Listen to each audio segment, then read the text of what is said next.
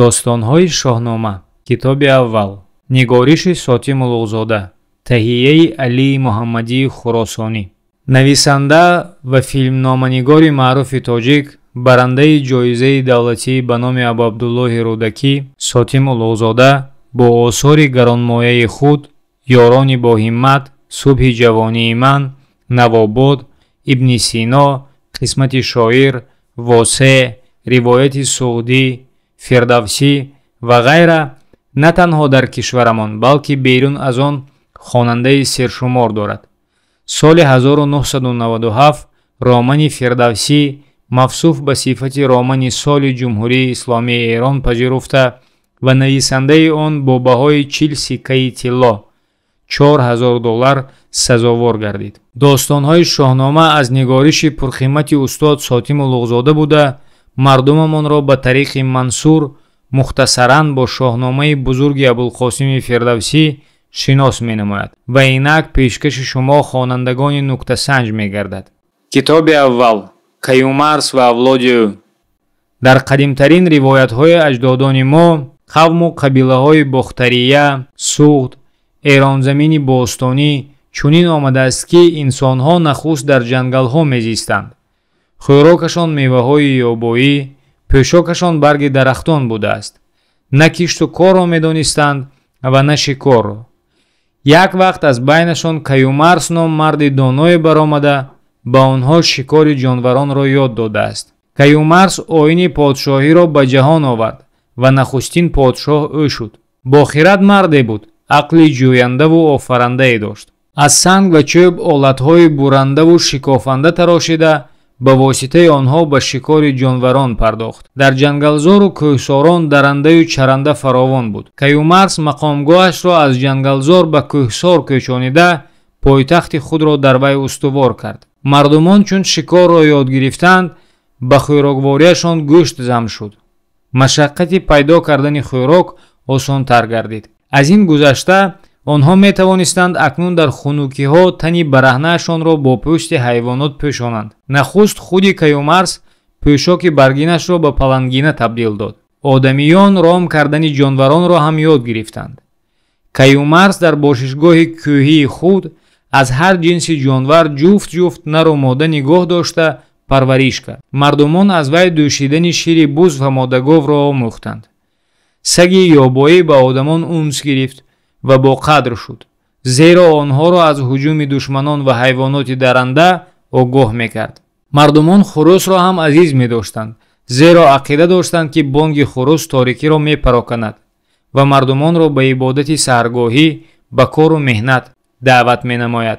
Донишу қудрати Каюмаршоҳ чандон боло гирифт, ки рафта рафта ҳукмаш ба дарандагон ҳам раво гардид. Шеру бабру палангон гала гала ба даргоҳи вай омада фармонбардораш буданд. Каюмарс ба адлу дод подшоҳӣ кард. Дар даврони вай кишвараш чун баҳор шукуфт, аммо давлати ӯро душмани бадкине дар камин буд. Аҳриман, деви бадӣ, зулмат ва аҷал, ки бо Ҳурмузд, худои некӣ, рӯшноӣ ва ҳаёт, доим ба ҷангу ҷидол аст. Аз тахту бахти Каюмарс рашк бурд ва роҳи душманӣ пеш гирифт. Аҳриман бачаи гургсурате дошт, ки аз сипоҳиёни Каюмарс буд. Вай бо таълими Аҳримани калон дар хуфия аз ҳамҷинсонаш лашкаре сохт ва фитна сар кард. Чун ӯ беш аз ҳама аз писари шоҳ Сиёмаки Далер ҳаросон буд, аввал вайро аз миён бардоштанӣ шуд. Шоҳ аз душмании ӯ бехабар буд. рӯзе фариштаи некӯкор Суруш бо қиёфаи марди палангинапӯше назди шоҳ омада, ӯро аз қасди девбача хабардор кард ва шоҳ ба писараш Сиёмак огоҳӣ дод. Шоҳзода дар ғазаб шуда лашкар гирд овард ва ба болои девон тохт.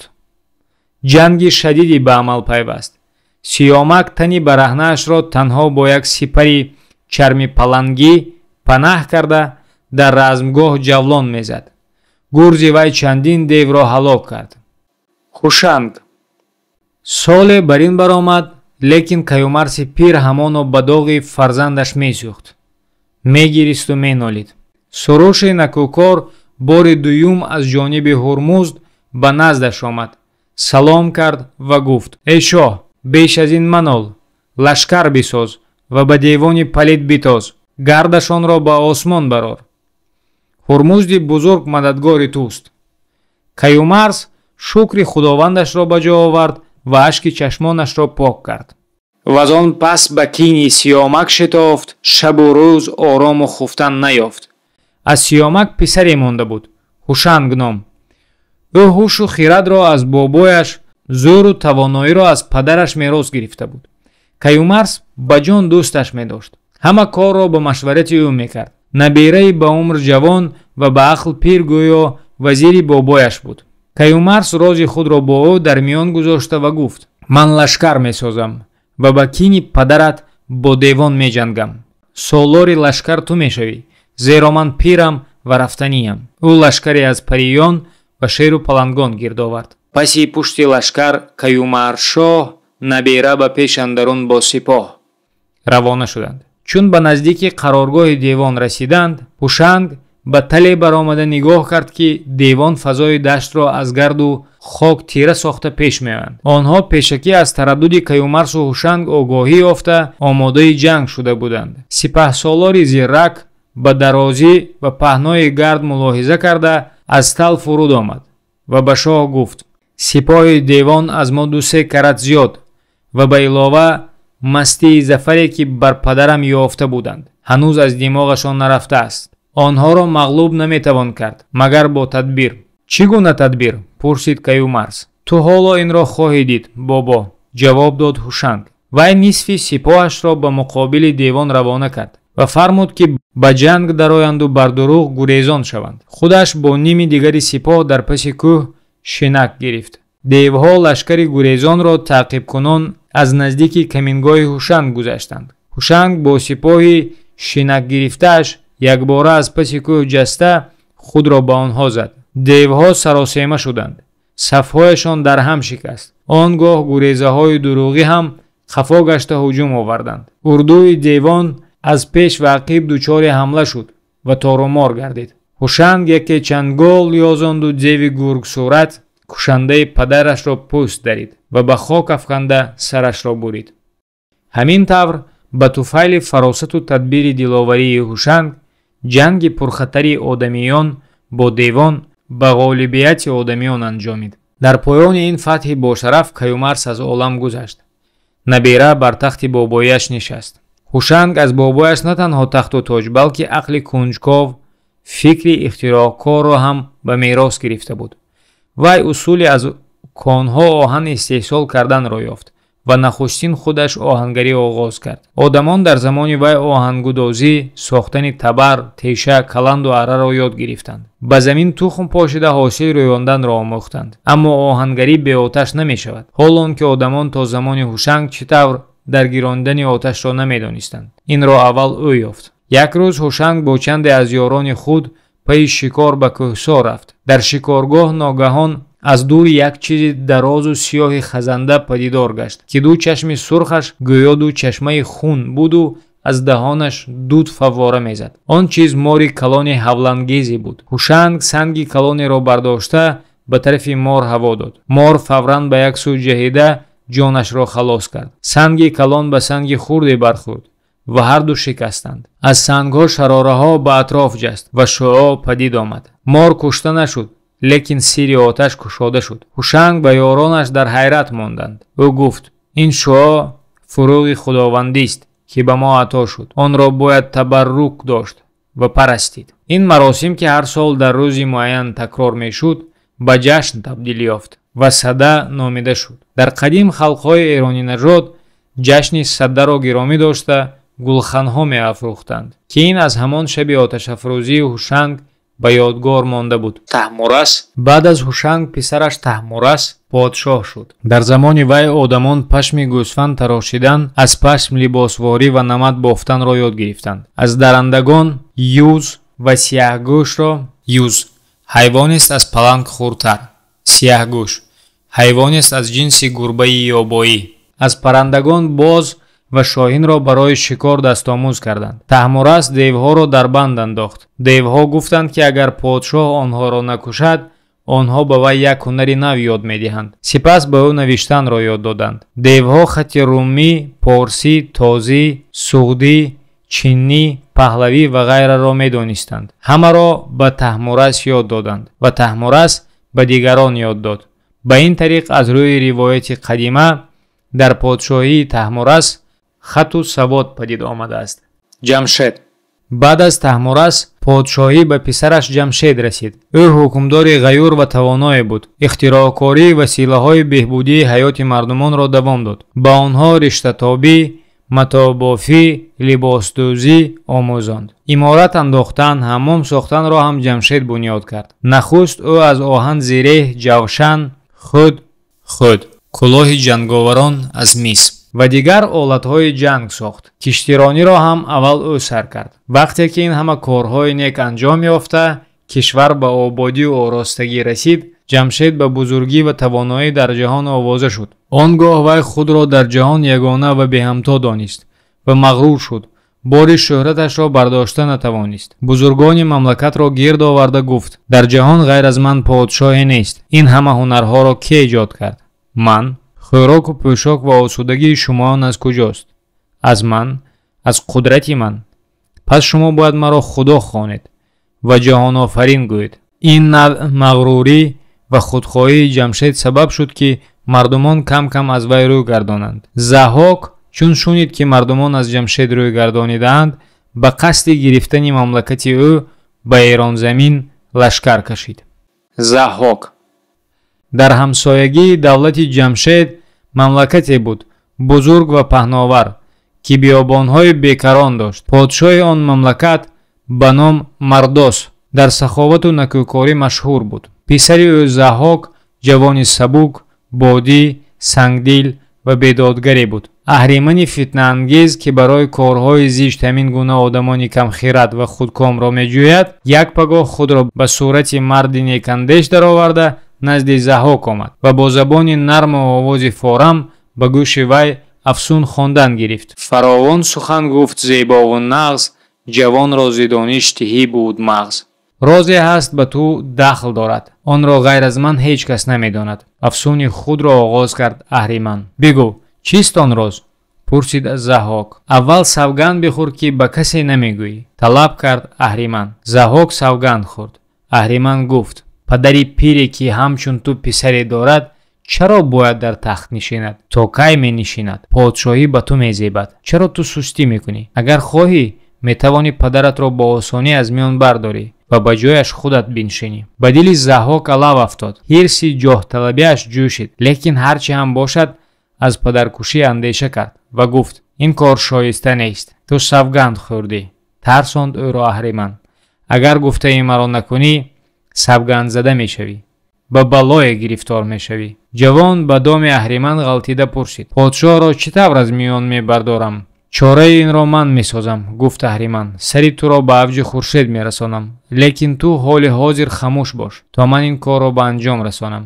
Мардос боғи дилкушое дошт. ҳар бомдод худаш танҳо ба он боғ даромада таҳорат ва намоз мекард. деви бадсиришт шабона дар боғ бар сари роҳи подшоҳ чоҳе канд, даҳони онро хаспӯш кард. саҳар Мардоси бахт баргашта чун ба боғ даромад, ногаҳон ба он чоҳ ғалтида ҳалок шуд. Заҳоки падаркуш бар тахти подшоҳӣ нишаст. макри дигари аҳриман. аҳриман бори дигар худро ба сурати ҷавони донои суханваре дароварда назди Заҳок омад. ӯро ситоиш кард ва гуфт: ман пазандаи моҳирам, таомҳои шоҳона мепазам. Заҳок вайро ошпази хоси худ таъин кард. аҳриман: зи ҳар гуна аз мурғу аз чорпой хӯриш карда овард як ба ҷой. ба хунаш бипарвард барсони шер, бадон то кунад подшоҳро далер. рӯзи дигар ба ноштои шоҳ хӯрише аз капку тазавр тайёр карда овард. Заҳоки шикампарвар хушнуд гашт. рӯзи сеюм дастархони шоҳро бо чӯҷакабобу барракабоб ороста кард. ҳар рӯз хӯроки беҳтару лазизтар аз дирӯз мепухт. меҳри Заҳок бар вай афзуд. рӯзи чаҳорум ҷавон аз гӯшти гӯсола хӯроки дилкаше омехта, ба заъфарону гулобу шароби солхӯрдаву мушки ноб тайёр карда овард. Заҳок чунон табаш болид ки ба пазанда гуфт: аз ман ҳар чӣ хоҳӣ бихоҳ. аҳриман ки мунтазири ҳамин фурсат буд, гуфт: эй подшоҳ, ҳамеша шод ва фармонраво безӣ. Маро дил саросар пур аз меҳри туст, ҳама тӯшаи ҷонам аз шеҳри туст. Ягона орзуи ман ин аст ки иҷозатам диҳӣ то ба тариқи бандагӣ ду китфи туро бибусам. Заҳок иҷозат дод. Аҳриман ҳарду китфи ӯро бусид. Ҳамон дам нопадид гашт. Аз ду китфи шоҳ ду мори сиёҳ рӯид. Заҳок тарсид, фаҳмид, ваҳмид, фармон дод ки морҳоро аз бех бурида партоянд. Буриданд, лекин ҳамон дам боз ду мори дигар мисли шохи дарахт қад кашид. Табибони донишманд чӣ қадарҳо кӯшиданд ки моронро нест кунанд, лекин натавонистанд. Он гоҳ Аҳриман худро ба сурати табиби пурдонише дароварда назди Заҳок омад ва гуфт: буридани морон суд надорад. Онҳоро хӯрок дода ором кардан лозим аст. Хӯриши ин махлуқҳо мағзи сари одам аст. Барои он ки ором шаванду ба ту осебе нарасонанд, бифармой ҳар рӯз аз мағзи сари ду кас хӯрок пухта ба онҳо хӯронанд. Шояд морон оқибат аз ин навъ парвариш бимиранд. Душмани одамиён Аҳриман бо ин чӣ мехост? Ӯ мехост ки ҳамаи одамиён кушта шаванд ва насли инсон несту нобуд гардад. Тохтани Заҳок ба Эрон. Дар ҳамон вақт буд ки ғурури Ҷамшед боло гирифт. Бисёрии саркардагон, ҳокимони вилоятҳо аз вай рӯ гардонда буданд. Аз ҳар гӯшаи мамлакат сардори сар бардошта даъвои истиқлол мекард. Давлати Ҷамшедро шӯру ошӯб фаро гирифта буд. Раият ва сипоҳ ҷӯёи подшоҳи дигаре шуда буданд, ки тавонад осудагии мамлакат ва халқро барқарор намояд. Заҳокро ба подшоҳӣ даъват карданд. Онҳо аз золимиву хунхории Заҳок бехабар буданд. Заҳок лашкари гароне бар зидди Ҷамшед равона кард. Ҷамшед тоб наёвард ва гурехт, лекин пас аз чанде ба даст афтод. Заҳок фармон дод, ӯро бо арра бурида дуним карданд. Фотеҳи бегона қасрҳо ва тахту тоҷу ганҷи ӯро ба даст даровард. Саросар замона ба ду гашт боз. Баромад бар ин рӯзгори дароз. Ниҳон гашт оини фарзонагон, пароканда шуд номи девонагон. Ҳунар хор шуд, ҷодуи арҷманд, ниҳон ростӣ ошкоро газанд. Шуда бар бадӣ дасти девондароз, зинекӣ набуди сухан ҷуз бароз. Оҳу нолаи ҷафокашон чун абри сиёҳ фазои эронзаминро фаро гирифт. Навкарони Заҳок аз халқ хироҷи яғмогарона меситониданд. деҳқону косибони нофармонӣ кардаро мекуштанд. Бисоташонро ғорат мекарданд. хонаҳошонро оташ мезаданд. Аммо аз ҳама бадтар ин буд ки ҳар шаб ҷаллодони шоҳи аждаҳопайкар ба хонаи мардум шабехун зада, ду ҷавони солими навхиронро кашон-кашон ба дарбор бурда мекуштанду аз мағзи сарашон барои морони Заҳок хӯриш месохтанд. Морони аждаҳоваш шаб ором мешуданду саҳар боз вашвашкунон гирди сари Заҳок печида ӯро ба қину азоби тоқатнофарсо меандохтанд. доду фарёди падару модарони мусибатзада ба ҳеҷ ҷо намерасид. Армаил ва Кармаил. Дар шаҳр Армаил ва Кармаил ном ду марди поксириште мезистанд, ки ҳам далер ва ҳам раҳмдил буданд. Дуяшон чора андешиданд. Кармаил гуфт: медонем ки ҷавононро баста оварда ба дари ошхонаи подшоҳӣ мепартоянд. Аммо баъд ба онҳо чӣ кор мекунанд? Ҳеҷ кас намедонад. Армаил гуфт: маро лозим аст ки вориди ошхонаи подшоҳ шавем, то ин розро дарёбем. Пас ҳарду ба хизматгароии ошхонаи подшоҳӣ дохил шуданд. муддате хизмат карданд, лекин воқифи асрор нашуданд, зеро Аҳриман хӯриши моронро дар ғайби хизматгорон мепухт. шабе аз шабҳо Армаил ва Кармаил дар ошхона монданд ва дар гӯшаи поюда хоб рафтанд. Бомдод аз ду фарёди бедор шуда диданд ки навкарон ду ҷавони хунолударо ва ҳаросону ларзонро кашон-кашон оварда ба фарши хона афканданд. ҷаллоди табар ба даст ҳозир шуда сари онҳоро бурид ва сипас ошпаз сарҳои буридаро кафонда мағзи онҳоро гирифта бо дорувор омехта ба деги тафсон андохт. Армаил ва Кармаил бо дили пур аз ошобу ғазаб он амали даҳшатангезро дида рози пинҳонии даргоҳи Заҳокро донистанд. Аҳриман он хӯроки офатнишонро пухта ба табақи зарин андохт. хушҳол буд, иблисона ришханд мекард. Армаил ба сараш фикри тозае омаду ба дил гузаронд ки ин розро то охир бояд донист. дӯстон худҳошонро ошкор сохта чунин вонамуд карданд ки гӯё ҳамин дам омада ба ошхона даромаданд. Армаил ба таъзиму эҳтирому фармонбарӣ назди Аҳриман омада дастонашро дароз кард, то табақи таомро гираду барад. Аҳриман чобукию хизматгузории ӯро хуш кард ва табақро ба дасташ дод. Армаил бо он табақ ба боргоҳи подшоҳ равон шуд.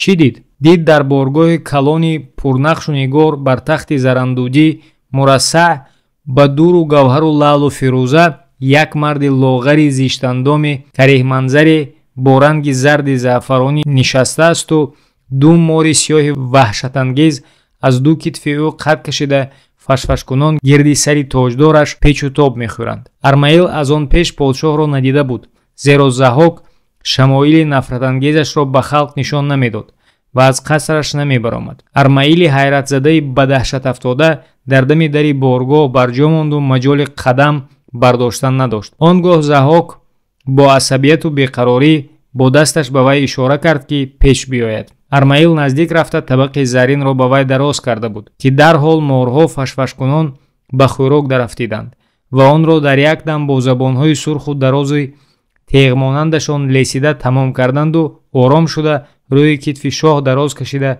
пинак рафтанд. Армаил ба ошхона баргашт ва он чӣ дида буд ҳамаро ба Кармаил нақл кард.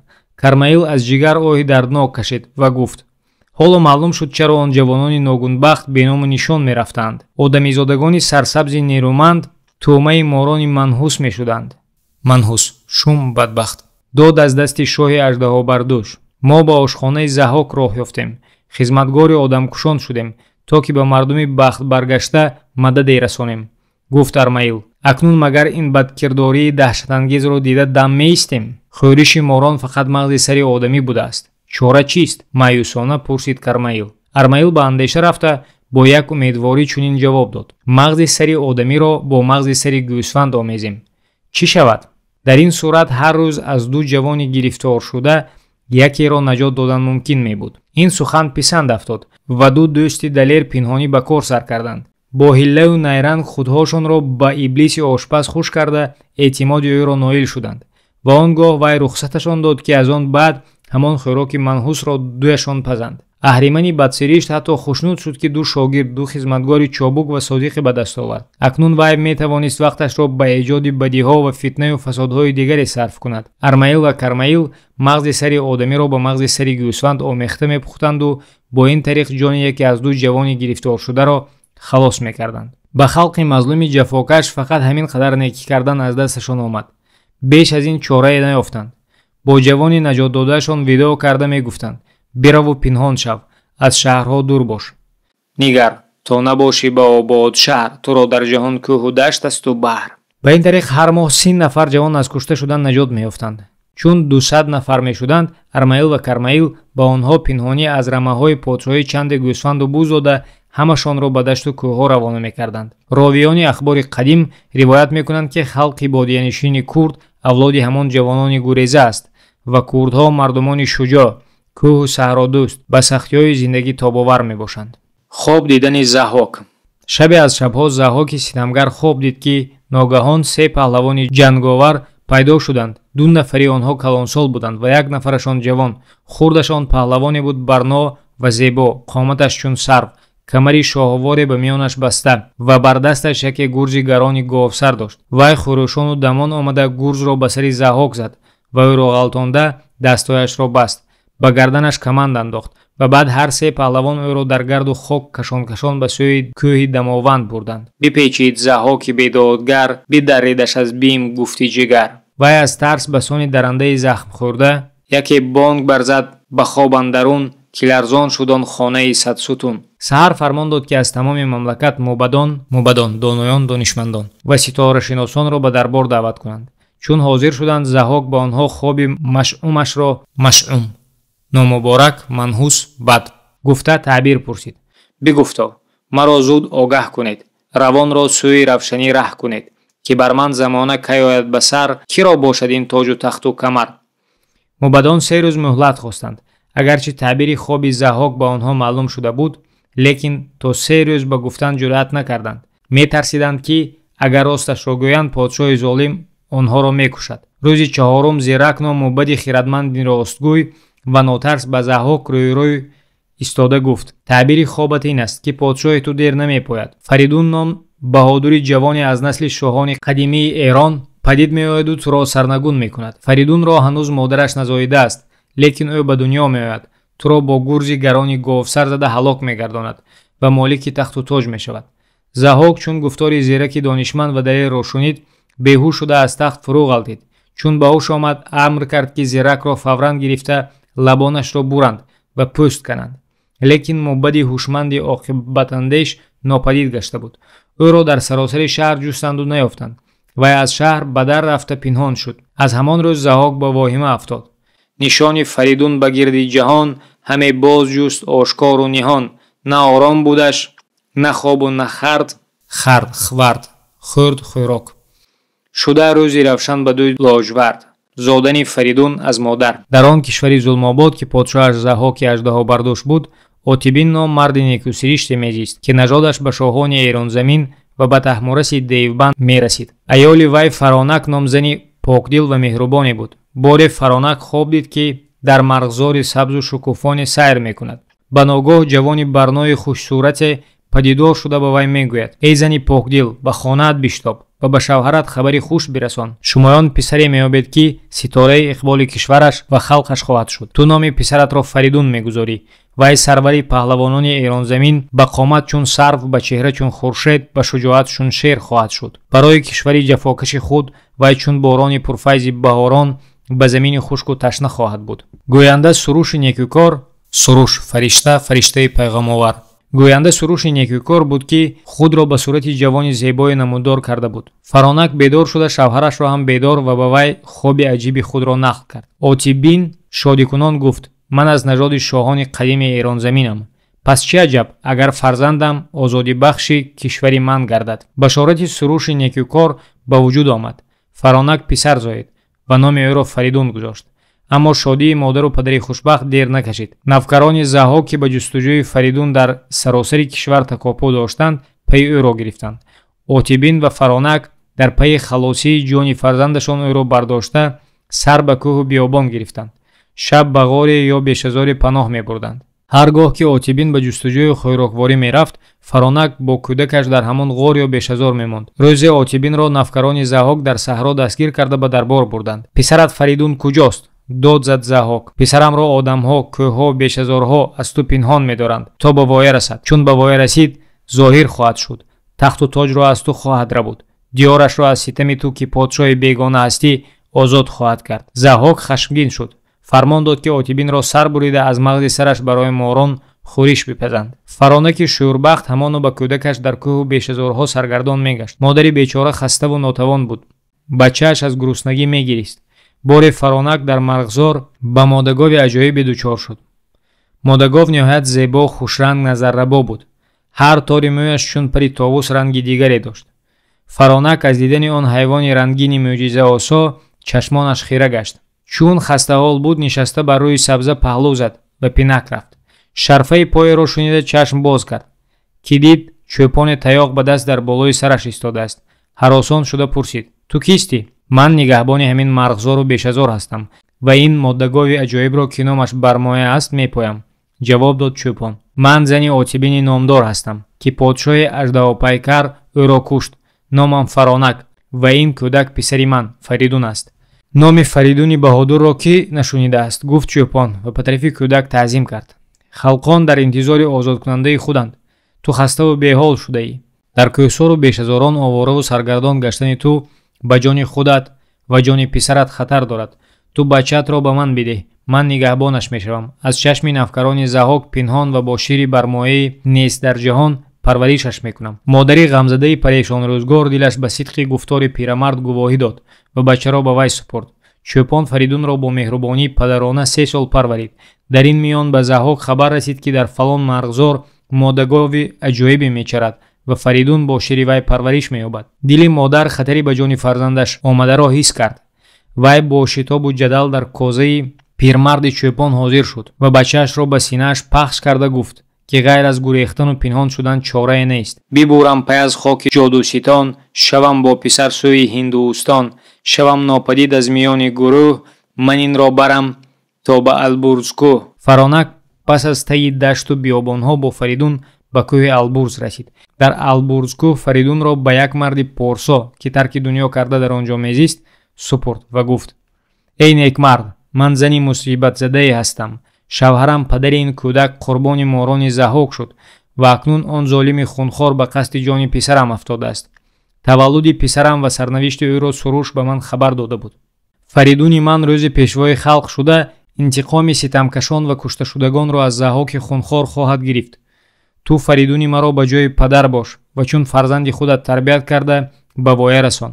марди порсо қабул кард ва тарбияи Фаридунро ба ӯҳда гирифт. навкарони заҳок ба чарогоҳи бармоя рафта Фаридунро дар он ҷо наёфтанд. марғзоро поймол карданд ва он моддагови яктои несдарҷаҳонро куштанд. сипас ба хонаи пештараи падару модари Фаридун рафта онро оташ заданд. огоҳ шудани Фаридун аз насаби худ. Фаридун дар Албурзкӯ ба парвариши пирамарди порсо дар 16 солагӣ ҷавони қоматбаланд ва диловаре гардид. аммо намедонист падараш кист. рӯзе аз кӯҳ ба дашт фаромада назди Фаронак рафт ва гуфт: модар, ба ман ниҳонро ошкор кун. падарам кӣ буд? аз насли киам ман? Фаронак рози пинҳонро ошкор кард. писари далерам, падари ту марди хиратманд ва нексириште буд. аз нажоди шоҳони қадими Эронзамин буд. насабаш баъди якчанд пушт ба шоҳ Таҳмораси Девбанд мерасид. заҳоки золим ӯро кушта аз мағзи сараш барои морони худ хӯрок пазонд. баъд заҳок хобе дидааст. мубадон хоби ӯро чунин таъбир карданд ки аз эрониён Фаридун ном паҳлавоне падид меояд ва ӯро бо гурзи гарон зада мекушад. заҳок ба ҷустуҷӯи ту афтод. ман туро бардошта аз тарс ба кӯҳу даштҳо гурехтам. нигаҳбони марғзоре ба ман раҳмаш омада гуфт: бачаатро ба ман деҳ, ман вайро бо шири гови хушзоти худам мепарварам. розӣ шудам ва туро ба вай супурдам. заҳок хабардор шуда он гови хушзотро кушт, ба хонаи мо оташ зад. ман боз ночор аз тарси шоҳи аждаҳобардӯш ба Албурзкӯ паноҳ бурдам ва туро ба тарбияи марди порсо додам. Фаридун барошуфту бикшод гӯш, зи гуфтори модар баромад ба ҷӯш. дилаш пурзи дарду сараш пурзи кин, бар абрӯзи хашм андаровард чин. ба модараш гуфт: шамшер мекашам. аз заҳок интиқоми зулмдидагон ва хонавайронкунандагонро мегирам. рӯзгорашро табоҳ ва боргоҳашро ба хок яксон мегардонам. Фаронак аз ғаюрӣ ва диловарии писараш ҳам фахр мекард ва ҳам метарсид, ки мабодо вай фалокате балои ба сари ҷавони худ овард. пандаш дод ки: эй фарзанд, беандеша мабош, ба ҷаҳон бо чашми ҷавонӣ нигоҳ накун. заҳок подшоҳи зӯрмандест, сипоҳи фаровон дорад. боз агар хоҳад, аз ҳар вилоят 100 000 марди ҷангӣ ба хизматаш камар баста меоянд. ҳар кас ки шароби ҷавонӣ чашид, дар ҷаҳон танҳо худашро мебинаду бас. ту низ ҳамин тавр. аммо бидон ки мастии ҷавонӣ мумкин аст сари касро ба бод диҳад. панди модаратро шунав, писар. аз ин ниятат баргард. аммо Фаридун ба азми худ устувор буд. коваи оҳангар. дар ин миён заҳок дар андешаи Фаридун рӯзу шаб ба тарсу ваҳм буд. пайваста номи Фаридунро ба забон меронд. медонист ки Фаридун зинда ва ташнаи хуни ӯст. қарор дод бузургон ва мубадони мамлакаташро даъват карда бо ёрии онҳо пояи салтанаташро мустаҳкам гардонад. бузургон ва мубадон ба боргоҳи ӯ ҷамъ омаданд. заҳок тоҷи фирӯза бар сар ниҳода бар тахти оҷ устухони фил нишаста ва ба мубадон рӯ оварда гуфт: эй номвар хиратмандони пурҳунар, ба шумо маълум аст ки ман як душмани ниҳонӣ дорам. агарчи ӯ ҷавон аст, лекин ман ӯро хурд намебинам. ӯ далер ва номҷӯй аст. мехоҳад маро сарнагун, давлатамро вожгун созад. аз бади рӯзгор метарсам. бояд чора ҷуст. шумо як гувоҳнома нависед ки ман подшоҳи одил, раҳмдил, ростқавл ҳастам ва ҳамеша ба ростию некӣ амал кардам, то ки душманонам баҳонаи теғкашию интиқомҷӯӣ надошта бошанд. бузургон магар ҳад доштанд ки амри подшоҳашонро ба ҷо наёранд. ночор аз тарс гувоҳнома навиштанд ва ҳамашон дар он гувоҳнома имзо карданд. ҳамин вақт дар майдони пеши қаср халқи ситамдида ҷамъ омада аз дасти шоҳи аждаҳобардӯш дод мегуфтанд, ғавғо мекарданд. як марди таноманду бо китву бозу, ки дар чашмонаш оташи кину ғазаб шӯълавар буд, ба боргоҳ зада даромад. ҷӯшону хурӯшон даст ба сар зада, рӯёрӯи заҳок истода фарёд кашид: эй ситамгар, ман коваи оҳангарам. бидеҳ доди ман. омадастам равон. ҳаме нолам аз ту ба ранҷи равон. зи ту бар ман омад ситам бештар. зани ҳар замон бар дилам нештар. ситамгар надорӣ ту бар ман раво. ба фарзанди ман даст бурдан чаро? маро буд 18 писар дар ҷаҳон. аз эшон яке мондааст ин замон.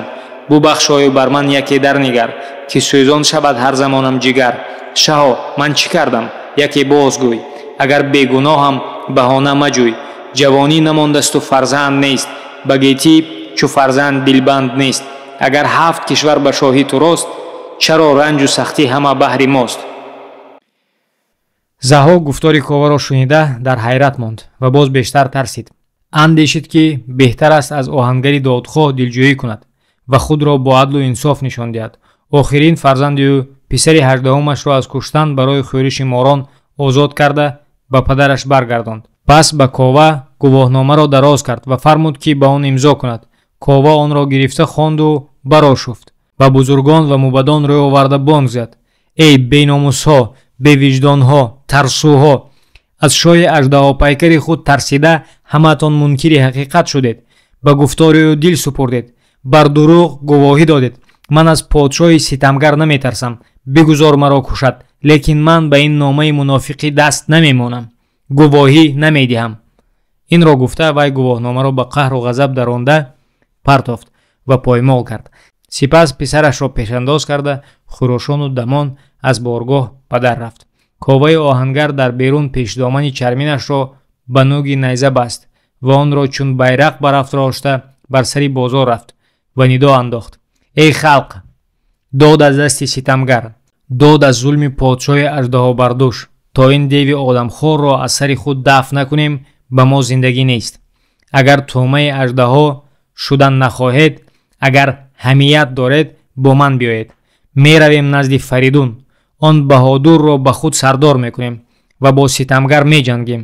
аз вай интиқоми фарзандони қурбоншудаамонро мегирем. гуфтори пурсӯзу алами кова шӯре дар дилҳои мардумон ангехт. издиҳоми косибон ва деҳқонони ситамдида аз дунболи кова ки байрақи чармини сари найза ба даст пеш қадам мезад равон гардиданд. сари роҳ ба онҳо тӯда мардумони шаҳру деҳоти дигар ҳамроҳ мешуданд. вохӯрӣ бо Фаридун. чун ба нишемангоҳи Фаридун расиданд, Фаридун нигоҳ кард, дид ки халқи бисёри хӯрӯшону дамон аз роҳ мерасад ва ба пешопеши издиҳоми халқ марди тануманди ришсиёҳ бо чармпорае ки ба сари найза бастааст меояд. ба пешвози онҳо баромад. кова истода ба ӯ хитоб кард. эй Фаридуни баҳодур! мо бар зидди шоҳи бегонаи золими одамхор қиём кардем. назди ту додхоҳ омадем. кини халқро аз ситамгар биситон. моро ба ҷанги ӯ бибар. мо сипоҳи туем ва ту солори мо. Фаридун байрақи чарминро ба фоли нек гирифт. шод шуд. гуфтори мардумони ҷафодидаро шунид. нахуст фармон дод то чармпораи коваро ба порчаҳои гаронбаҳо ва бо зару гавҳар оростанд ва онро дирафши коваёнӣ хонданд. дирафш байрақ. аз он баъд ҳар касе ки подшоҳ мешуд, он чарми оҳангарии коваёниро бо дуру гавҳарҳои нав ва порчаҳои нафиси гаронбаҳо меорост, ба тавре ки дирафш дар шаби тор низ чун ситора медурахшид. аз ин рӯ онро ахтари коваёнӣ ҳам мегуфтанд. Фаридун тоҷи подшоҳӣ ба сар ниҳода назди Фаронак омад ва гуфт: модар, маро дуо кун, фотиҳа бидеҳ. ман ба корзор меравам, то Заҳокро сарнагун кунам. Фаронак гириста фотиҳа дод. фарзандашро ба ҷиҳоди муқаддас равона кард. ҷиҳод, корзор, ҷанг. ба фармоиши Фаридун аз растаи оҳангарон беҳтарин устодони ин ҳунарро ба наздаш оварданд. вай бо паргор ба замин шакли гурзро кашида ба онҳо нишон дод ва гуфт: барои ман ба ҳамин шакл гурзе бирезед. сари гурз монанди сари барзагов буд. оҳангарон баъди чанд рӯз гурзро сохта оварданд. Фаридун онро писандид ва бо устоҳои оҳангар сару либос симу зар бахшид. юриши Фаридун.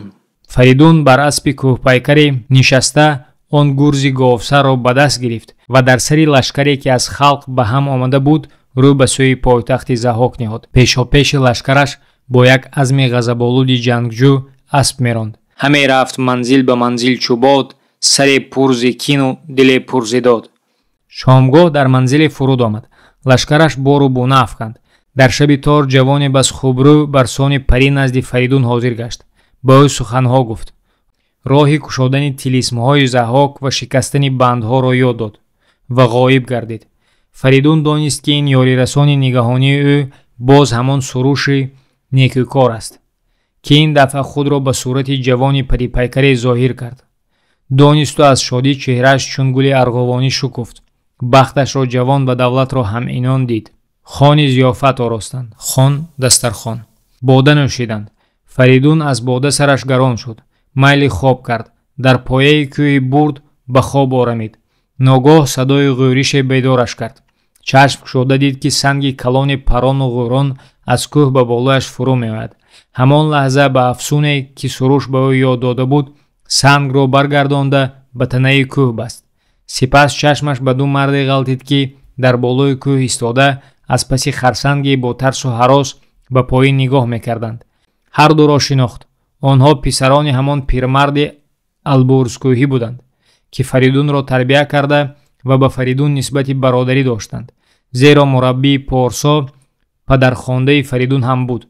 برادران چون بی‌هنر بودند به جای هنر بخیلی را پیشه خود کرده از بخت بیدار فریدون حسد برده به قصد کشتن او آن سنگ کلان را از تار کوه به بالایش خیلانده بودند. فریدون کمر بسته باز به راه افتاد. از سیر آن دو بیدادگر آگاه بودن خود را با آنها نفهماند. کاوه بیرق کاویانی را برافراشته پیش سپاه می رفت. لشکر به سوی اروندرود که عربها دجله خوانندش روانه بود. این دفعه بر لب رود در شهر بغداد منزل کردند. فریدون به رودبانها فرمان داد که زود به کشتی و زورق‌هایشان لشکری او را از آب گذرانند. رودبانها قبول نکردند. گفتند که بی فرمان به اجازت شاه ضحاک کشتی نمیرانند. فریدون خشمناک شده اسب گلرنگ بادپای را به تندی به دریا راند. از پس او یارانش هم سر به دریا نهادند. اسب‌ها تا زینشان در آب غرق شدند. فقط یال آنها چون شهباز خیال در شب تار بر روی آب نمودار بود. به خشکی برآمده به ایست راه گنگ دیژخوخت را که عرب‌ها بیت المقدسش مینامند و آن شهر پایتخت ضحاک بود پیش گرفت. فتح کاخ ضحاک. چون از دشت به نزدیک شهر رسیدند فریدون از مسافه 1 میل به آن نگاه کرد. کاخ قصر دید که به سپهر قد کشیده و همچون ستاره مشتری فروزان بود. دانست که مقامگاه شاه اژدهابردوش آنجاست. گرز گران را برداشته سری اسب تیزتک را سر داد. در یک دم به کاخ رسید. گویا آتش گردید و ناگهان در پیش پاسبان قصر از زیر زمین برجست. ضرب گرز گاوسر در یک آن کاری پاسبان و روزبانها را تمام کرد. بهادر جوان سواره به قصر زده درآمد. هر کی پیش آمد با گرز گاو پیکر به سرش زد هلاکش ساخت. جادوگران نردیوان درگاه نیز از ضربه های کشنده گرز وی امان نیافتند. طلسمی را که ضحاک در قصرش ساخته بود فریدون در هم شکست، خراب کرد. همه جای قصر را کافت و کاف کرده ضحاک را جست لیکن نیافت. شاه در پایتختش نبود. فریدون بر تخت او نشست. از شبستان او خواهران جمشید، شهرناز و ارنواز را که ضحاک بازوری به حرم خود گرفته بود بیرون آورد. خواهران جوانی سرو قامت، خورشید طلعت و شیر سلبات را دیدند که به کر و فر خسروانه بر تختی عاج تختی که از استخوان فیل سفید ساخته شده است نشسته و آنها را به پهلوی خود می‌خواند. حیرت زده و دل باخته به دو پهلوی او نشستند. اول شهرناز به زبان آمده پرسید: تو کیستی؟ از کجا آمدی؟ چه اختر بودین از تو ای نیکبخت؟ چی باری؟ زی شاخ کدامین درخت که ایدون به بالین شیر آمدی، ستمگاره مردی دلیر آمدی. فریدون نام و نسبش و مقصدش را بیان کرد. منم نوری آن نیک دل آتیبین که ضحاک بگرفت از ایران زمین، بکشتش بزاری و من کینه‌جوی، نهادم سوی تخت ضحاک روی. سپس وی با تیغ جلادان ضحاک کشته شدنی دایه‌اش بر مایه آن گاوی نیستر جهان را که زی پیکر تنش همچو پیرایه بود به عالم و حسرت نقل کرد. خواهران جمشید چون دانستند که فریدون است شادی کردند. ارنواز گفت: پس هلاک ضحاک در دست توست. ما دو شاه دختر چه رنج و بلایی که از این اهریمنزاد نکشیدیم. ما از بیم هلاک به وی رام شدیم. چه عذابی سخت‌تر از این است که کس هم خوابه جفتی مار باشد. من پی آن اژدها را از زمین برمیکنم. برآشفت فریدون: جهان را از وجود ناپاکش پاک میکنم. شما با من بگویید حالا ضحاک کجاست؟ وی طرف جنوب رفت. جواب دادند خواهران: میخواهد در آن طرفها جادوی پیدا کرده از بند تو رها یابد. زیرا اخترشناسان به او گفته بودند که اجل او و زوال دولتش در دست فریدون است. این فال آتش بر دلش افکنده زندگانی را برایش تلخ گردانیده است. وی هزاران درنده و چرنده و مرد و زنها را کشته хунашонро дар як ҳафз рехта дар он танашро мешӯяд, ба умеди он ки шояд бадин восита фоли ахтаршиносон маҳв шавад. аз 2 мори сиёҳаш пайваста ба ранҷу азоб аст, қарору ором надорад, кишвар ба кишвар мегардад. Фаридун ба ёфтани Заҳок чораҷӯй шуд. дар набудани Заҳок нигаҳбонони кох ва хазина ба ӯҳдаи вакили ӯ Кундрав буд. вакил дар вақти ҳуҷуми Фаридун пинҳон шуда буд. Кундрав рӯзи дигар дар паноҳгоҳи худ аз дур овози дафу дуҳул, суруду нағмаро шунида тарсону ҳаросон берун омад ва шаҳрро пур аз мардумоне дид ки бо шамшеру шашпар, табару тешаву таёқҳои оддӣ мусаллаҳ шуда дар раставу майдонҳо гулхан афрӯхта ҷашни зафар барпо карда буданд. паҳлавонон гӯшнин мегирифтанд, ҳофизон суруд мехонданд, дарбозҳо, шӯъбадабозҳо, масхарабозҳо ҳунарнамоӣ карда дилхуш менамуданд. аҳолии шаҳр марду занҳо ба шӯришгарони фотеҳлашкари ковою Фаридун дастархон мекашиданд. аз гиру дор ва ғорату яғмо ки Кундрав ва монанди ӯ навкарони Заҳок мунтазири он буданд, нишоне набуд. Кундрав ҳайрон монд ва як қадар аз тарсу ҳарос фориғ шуда ба қасри шоҳ даромад. дид дар пешгоҳ ҷавоне тоҷ бар сар бо карру фари хусравӣ нишаста, дар дасти росташ шаҳрнози паричеҳра ва дар дасти чапаш арнавози моҳлиқо ҷой гирифта, дар гирдаш сипоҳиёни заринкамар ва мулозимони кӯлоҳ бар сар бастанд. саросема замин бусид.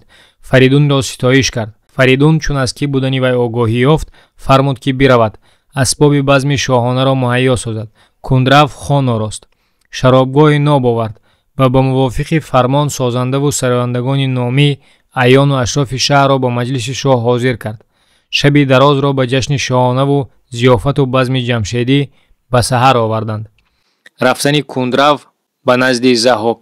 дар бомдод Кундрав аз хок баромаду бар аспи роҳворе нишаста шитобон назди Заҳок раҳсипор гардид.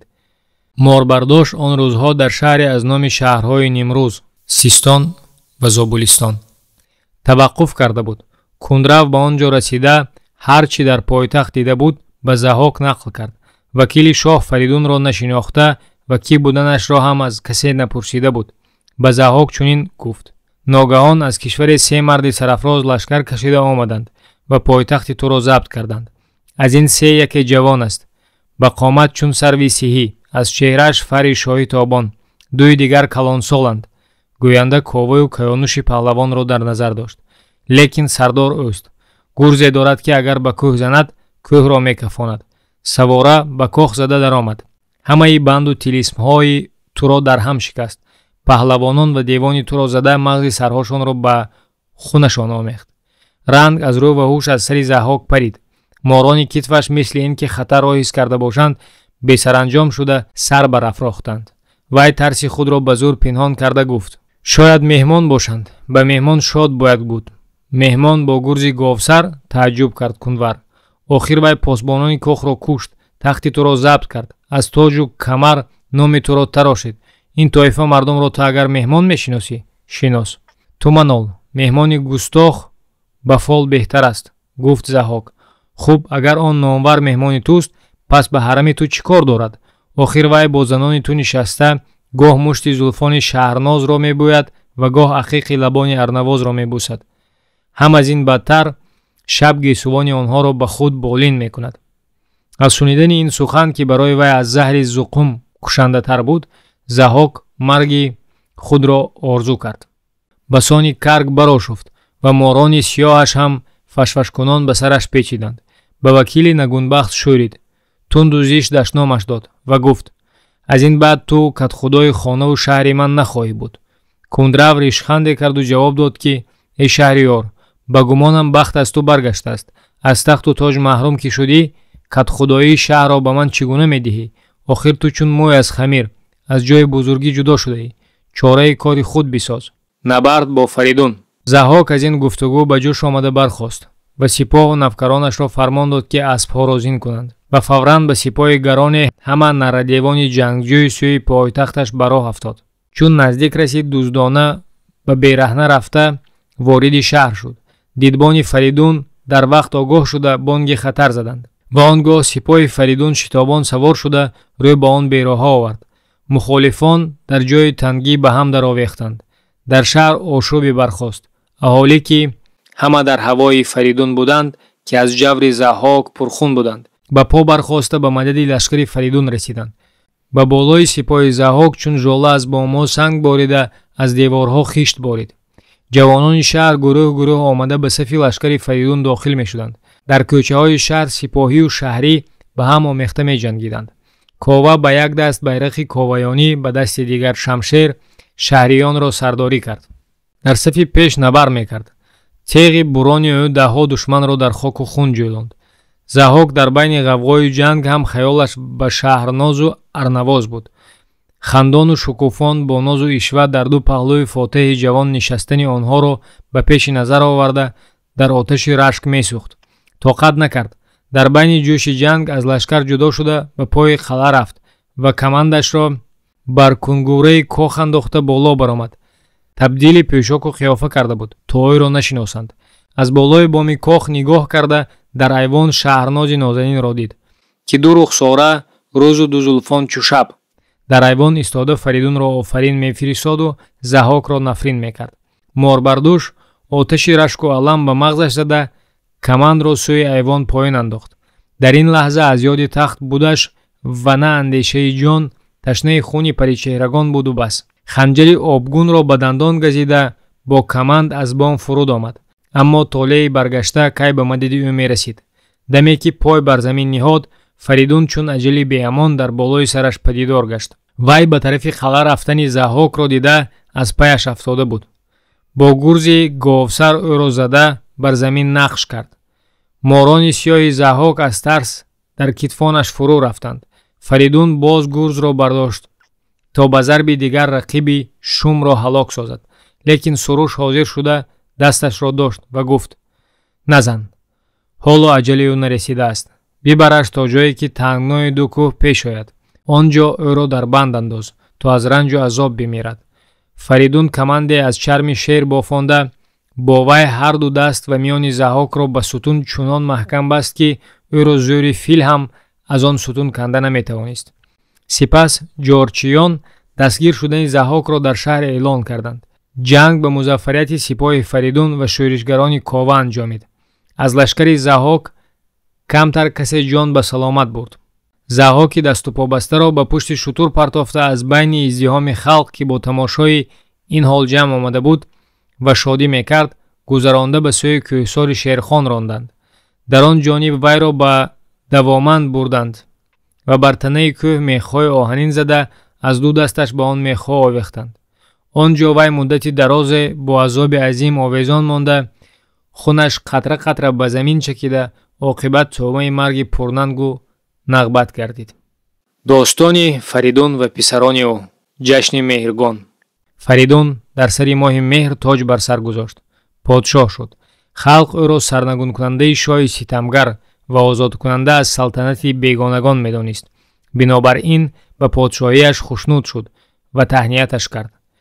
ба ёди ғалаба бар истилогарон ва озод шудани кишвар аз ситамгарони аҷнабӣ, рӯзи тахтнишини Фаридун сари моҳи меҳр рӯзи муборак дониста шуд. аз он баъд сари ҳар сол сари он моҳро бо номи меҳргон ҷашн гирифта, дар он рӯз гулханҳо меафрӯхтанд ва анбару заъфарон месӯхтанд. Фаридун 3 фарзанд ёфт.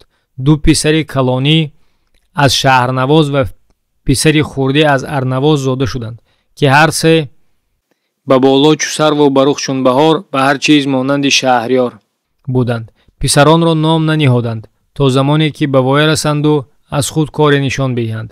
вақте ки писарҳо ба воя расида зебандаи тахту тоҷ шуданд, падару модаронашон барои онҳо арӯсони муносиб ҷустанд. хостгории духтарони шоҳи Яман.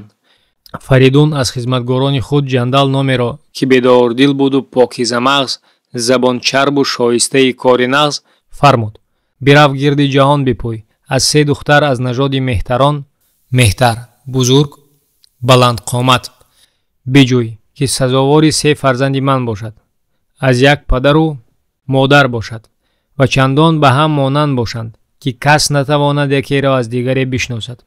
мувофиқи фармон ҷандал бо якчанд нафар ҳамроҳону хизматгорон ба сафар баромад. онҳо чандин моҳу сол шаҳр ба шаҳр ва кишвар ба кишвар гаштанд. ба гуфтугӯи мардумон гӯш андохтанд, матлубаҳоро суроғ карданд, ниҳоят ба Яман афтоданд ва шуниданд, ки шоҳи он кишвар Сарв 3 духтар дорад. ба дидор чун 3 гули як гулбун, монанди ҳам ва аз як падару як модар. Ҷандал шодикунон назди шоҳ рафт ва ӯро ситоиш, худро муаррифӣ ва мақсадашро баён кард. Ман хизматгори шоҳ Фаридунам, аз Эронзамин омадам. ба ту шоҳам паём ва дуруд овардам. шоҳи ман ҷойои дӯстӣ ва хешии туст. ӯ 3 нури чашми туро ба 3 фарзанди арзандааш хосгорӣ мекунад. Сарвшоҳ, ки аз духтарони дилбандаш асло ҷудо шудан намехост, аммо аз тарафи дигар хосгории ҷаҳондори бузург ва тавоное ҳамчун Фаридунро рад карда наметавонист, бо шунидани суханони ҷандал чун ёсуман дар оби ганда пажмурда гардид. ба худ гуфт, ки дар ҷавоб додан шитоб набояд кард. ӯ ба фиристодагони Фаридун ҷойгоҳ таъин кард ва сипас дар хилват нишаста ба андеша фурӯ рафт. фармон дод, ки бузургони мамлакатро ба дарбор даъват кунанд. бузургон ва аркони давлат ҷамъ омаданд. Сарв пеши онҳо роҳи нуҳуфтаро аз нуҳуфт берун овард ва гуфт: чашми ман ба 3 шамъ равшан аст ва ин 3 шамъ духтарони мананд. Фаридуншоҳ мехоҳад маро аз онҳо ва онҳоро аз ман ҷудо кунад. агар гӯям, ки розӣ ҳастам, дурӯғ мешавад, зеро дилам розӣ нест ва дурӯғ гуфтан ба шоҳ раво намебошад. агар духтаронамро ба вай супорам, рӯзи равшан ба чашмам торик ва агар аз талабаш сар бипечам, дилам аз озори ӯ ҳаросон мешавад. ҷаҳондоре чун Фаридунро ба худ душман кардан беандешагӣ мебуд. чӣ бояд кард? шумо чӣ маслиҳат медиҳед? аркони салтанат мардони корозмудаву ҷаҳоншинохта ба ҷавобаш як забон кушоданд. хулосаи сухани онҳо чунин буд: шоҳ, ту набояд ба ҳар бод аз ҷой биҷунбӣ. агар Фаридун чунин подшоҳе бошад, пас мо магар бандагони содиқи ту нестем? инону синони душманонатро тофтан одати мост. агар Фаридун ба ҷанг ояд, мо бо ханҷару найзаҳои хунрезамон заминро маистон ва фазоро наистон мегардонем. ту дари хазинаро бикушо ва лаб фурӯ бибанд. агар аз қаҳри Фаридун тарсӣ, ба ӯ шартҳое пешниҳод кун, ки ба ҷо овардани онҳо номумкин бошад. аммо сухани бузургон ба Сарвшоҳи эҳтиёткор ва оқибатандеш маъқул наафтод. ӯ фиристодаи шоҳи Эронро хонда пеши ӯ бо забони нарм чунин суханҳо ронд: ман додари шоҳи туям. ҳар чӣ ӯ фармояд фармон мебарам. аз забони ман ба ӯ чунин бигӯ: агар писарони ту бароят азизанд, духтарони ман ҳам бароям азиз. ҳатто аз чашмонам, аз мамлакатам ва тахту тоҷам азизтаранд. агар як дам онҳоро набинам, парешонҳол ва ғамгин мешавам. бо ин ҳама модоме ки хоҳиши ту ҳамин бошад, хоҳишат барои ман фармон аст ва маро аз фармони ту ёроӣ сар печидан нест. лекин духтарони ман ҳамон вақте аз наздам мераванд, ки аввал ман ҳар 3 писари туро бо чашми худ бубинам. биёянд шодон ба наздики ман, шавад равшан ин ҷони торики ман, шавад шодмон дил зи дидорашон, бубинам равонҳои бедорашон. пас он гаҳ 3 равшан ҷаҳонбини хеш, ба дешон супорам ба оину кеш. кеш дин мазҳаб. ҷандал ҷавоби Сарвро шунида, бандавор пояи тахташро бусид ва бо иҷозати вай баромада ба роҳи бозгашт рӯ овард. чун назди Фаридун расид, гуфтугӯи худро ба шоҳи Яман ва ҷавоби шоҳро ба ӯ расонд. Фаридун писаронашро талабида ба онҳо натиҷаи сифорати ҷандал ва раъи худро якояк баён кард ва илова намуд, ки духтарони носуфтагавҳари Сарв нестанд дар ҷаҳонанд. агар фаришта монанди онҳо арӯсе ёбад, хоки пояшонро ба чашмаш тӯтиё мекунад. акнун ҳар 3тон ба Яман биравед. сипас ӯ шоҳзодагонро чунин насиҳат кард: гуфтори Сарвшоҳро ба гӯши худ бишнавед ва суханонаш бо забони чарбу гӯё ҷавобҳои оқилона бидиҳед.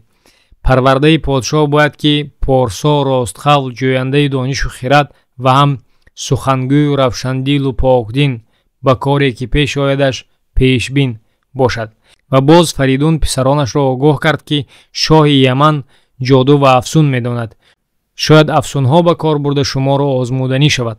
духтаронашро чун боғи баҳорӣ пур аз рангу бӯю нигор дар базмгоҳ оварда бар тахтҳо менишонад. ҳар 3 хоҳарон ба қаду баст ва ҳусну ҷамол яке мебошанд. шоҳ аз шумо мепурсад: аз инҳо меҳ кист, миёна ва кеҳ кадом аст? кеҳ хурд, меҳ калон. шумо бояд борикбин бошед ва меҳу кеҳи хоҳаронро тамиз кунед. писарон ба гуфтаҳои падар дил ниҳода ба зудӣ омодаи сафар шуданд. дар он сафар ба онҳо боз ҳамон ҷандал ва чанде аз мӯбадон ҳамроҳӣ карданд. чун ба сарҳади Яман расиданд, дидбонҳои сарҳад пайкеро пайк қосид хабар расон. ба назди Сарвшоҳ давонида ба вай аз омадани шоҳзодагони эронӣ огоҳӣ доданд. Сарвшоҳ ба истиқболи меҳмонони олиқадр сипоҳи чун пари товус оростаеро фиристод. Чун шоҳзодагон вориди шаҳр шуданд, шаҳриёни марду зан ба пазироӣ баромада дар қадами онҳо дуру гавҳар рехтанд. ба аспҳояшон мушту анбар пошиданд. Шоҳ домодҳои ояндаашро дар кохи зарнигоре, ки ҳуҷраҳояш бо қолини рангин ва дебои румӣ зиннат ёфта буданд, фуруд овард. меҳмонон чанд рӯзи аввал дар он коҳ истироҳат карданд. ҷандал дар ҳамаи ин муддат парешонхотир буд ва меандешид, ки оё шоҳзодагон дар озмоиши сарв калону хурди духтарони ӯро шинохта метавониста бошанд ё на. агар мабодо шинохта натавонанд, шарманда мешаванд ва балки нокому номурод ба ватан бармегарданд. бо ин андеша вай аз ҷумлаи хизматгорони даргоҳи сарв касеро меҷуст, ки воқифи асрори шоҳдухтарон бошаду шояд ба ивази ҳадияву бахшиш чӣ гуна шинохтани калону хурди онҳоро ба вай бигӯяд. ҷӯянда ё банда аст. ҷандал чунин касеро пайдо кард ва аз вай ба ивази дираму динор он чиро ки донистан мехост донист. шоҳзодахонимҳо ҳангоми даромадан ба даргоҳи дигар одатан хурдиашон пеш медаромадаасту калони аз қафо ва миёна дар миёнаи хоҳарон. инак ҷандали корсоз рози ниҳонро ба шоҳзодагон ошкор ва мушкилашонро осон кард. сарв духтаронашро ба базмгоҳ даровард. хоҳарон ба қавли Фаридун дар воқеъ чун боғи баҳор пур аз рангу бӯю нигор буданд ва ҳамчун се гули як гулбун ба ҳам монанд. чӣ дар сарви қоматашон, чӣ дар либоси ҳариру дебоҳояшон ва чӣ дар моҳваш чеҳраҳои дилрабояшон камтарин фарқе дида намешуд. оне ки пеш меомад, назди бародари калонӣ нишаст, вопасин назди хурдӣ ва миёна ба паҳлӯи бародари миёна. Сарвшоҳ суоле ки бародарон интизораш буданд дод, ки бигӯед, аз ин се ситора меҳ кист, кеҳ кадом аст ва миёна кадом? бародарон бехато ҷавоб гардонданд. сарви Яман ва дарборионаш дар ҳайрат монданд ва бехабар аз кори ҷандали корсоз ба фаросати шоҳзодагон тан доданд. сарв боз пурсид, чӣ гуна донистед? бародарон ин дафъа дар ҷавобаш дармонданд, саросема шуданд. калонӣ ба назари таъну маломат ба ҷандал нигарист, ки яъне чаро ту ин суолро пешбинӣ накардӣ ва ҷавобашро ба мо ёд надодӣ. лекин бародари хурдӣ, ки боҳуштар буд, ба шоҳ гуфт: яздони пок, ки духтарони туро насиби мо гардонида ва моро ба даргоҳи ту роҳнамо шуд, нахост ки мо дар шинохтани калону хурди инҳо дармонем. ӯ ин рози нуҳуфтаро ба дили мо ошкор кард. шоҳ ва дарборионаш гуфтори ӯро писандиданд ва офаринаш хонданд. бародарони калонӣ аз хиҷолат баромаданд ва дар айни ҳол ба бародари хурдиашон рашк бурданд, ки чаро чунин ҷавобро ба шоҳ ӯ дод, на онҳо. сарв дид, ки найрангаш ба кор наёмад, хост озмоиши дигаре бикунад, то шояд шоҳзодагон ин дафъа дармонанду ба вай баҳонаи радди хостгориашон диҳанд.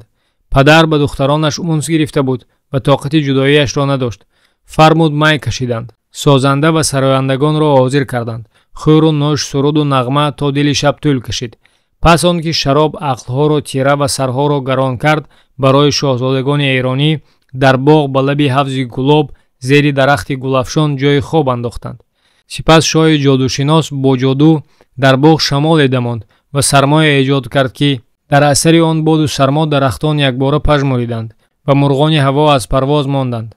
саҳар офтоб аз паси теғаи кӯҳ сар бароварда буд, ки шоҳ ба боғ омад, то ба дилхоҳаш домодшавандагонро аз хунукӣ шах шудаву афсурда бубинад. аммо нишаста дид, писарони Фаридун бо афзуне ки аз падарашон омӯхта буданд, ҷодуи сарвро баста аз таъсири сармо раҳо ёфта буданд. Сарвшоҳ донист, ки ҷоду ва афсун кор надод. ночор сарон ба номдоронро ба дарбор хонда анҷуман орост. дари ганҷинаҳои кӯҳанро кушод ва он сиқадони хуршедрухашро, ки шояд дар боғи биҳишт ҳам монанди онҳо санавбаре нарӯида бошад, ба чанги фаровон ба он се бародар супурд. бо дареғу надомат дар дилаш гуфт: гуноҳи Фаридун нест, гуноҳи худам аст, ки духтарон ёфтам, на писарон. хушбахт касе, ки духтар надорад. сипас тахтҳои равони зарандуд ба пушти шутурони роҳвор баста шуданд ва сарв арӯсу домодҳоро дар он тахтҳои равон нишонда ба эрон гусел кард.